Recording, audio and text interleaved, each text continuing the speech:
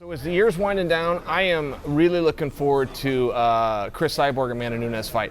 And for a couple of different reasons. First off, so I respect those girls tremendously, right? And I feel like that's stating what doesn't need said. They're both world champions. But it does come down a lot of times to the fighters know who's going to win.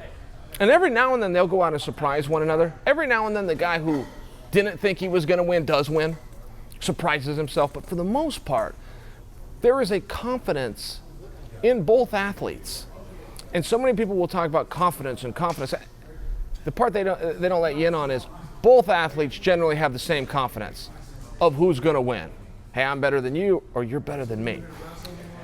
In this particular case, it appears that they are both certainly sure that they are going to win this match. Here, let's break this down. So Cris Cyborg, everybody's scared of her, right? I mean, she has backed women down out of world championships. Not only out of world championship opportunity fights where girls have gone, nah, I don't want it.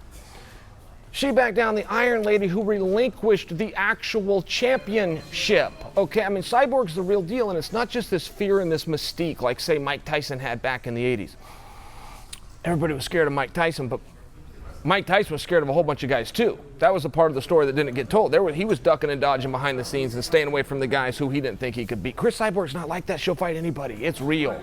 Everybody's scared of her, and it's real. I mean, if you guys will remember, she had a weekend off about 2 years ago. So she went and entered a kickboxing contest against the best kickboxer in the world for something to do.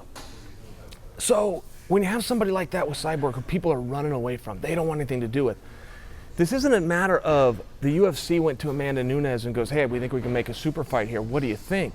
Amanda went to them. Amanda watched Cris Cyborg, picked up her phone, said, give me that fight because I think I can beat her. For me, that's very compelling because typically the athletes know when they go in there. Look, I just finished up practice, okay? Nobody in here fought. We just worked out for 2 hours.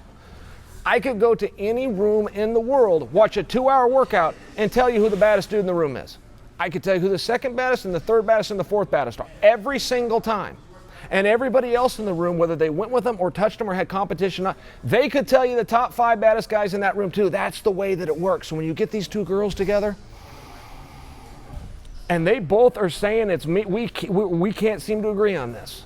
We can't have a meeting of the minds on this. There is something very compelling about that. I mean, I see confident screw athletes all the time. I see that cocky guy in the room that really believes in himself and he goes out and gets, I see that all the time. Could be what this is. Could be what this is when this is all done. But leading into it, you sure do have a compelling story. And even though there is so much fear of Cris Cyborg, genuine documented fear, people backing down, people that have relinquished championships, given up the money, whatever it took to not have to get in there with her. Boy, Amanda Nunes isn't that far away from that, right? She seems to not quite have that same level of fear, but it's not easy to get ladies in there with her either. So I think when you make this match, you've got the bigger, stronger Cris Cyborg. I think that you've got a big and strong, though a little bit of a deficit, but I think that you've got a little bit faster Amanda Nunes. And I've heard a knock on Amanda. And I used to believe it because I heard it so much, but my eyes told me something different, so I don't believe it anymore. The knock on Amanda was, early in the fight, she's going to bring a storm. And generally when she looks around when that storm's done, there's no trees left standing, and she wins. But if the fight is to go deep, that she fades. I heard that.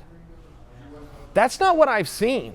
My eyes do not tell me that. I have seen a higher pace in the first few minutes than I have seen in the last few minutes, but that's a significantly different statement than somebody who fades, somebody who can be broken mentally, somebody who gives in and doesn't have the right cardio. That's not what my eyes have told me with Amanda. Yeah, I think the first few minutes are a little harder than the last few, but those last few certainly are not pleasant.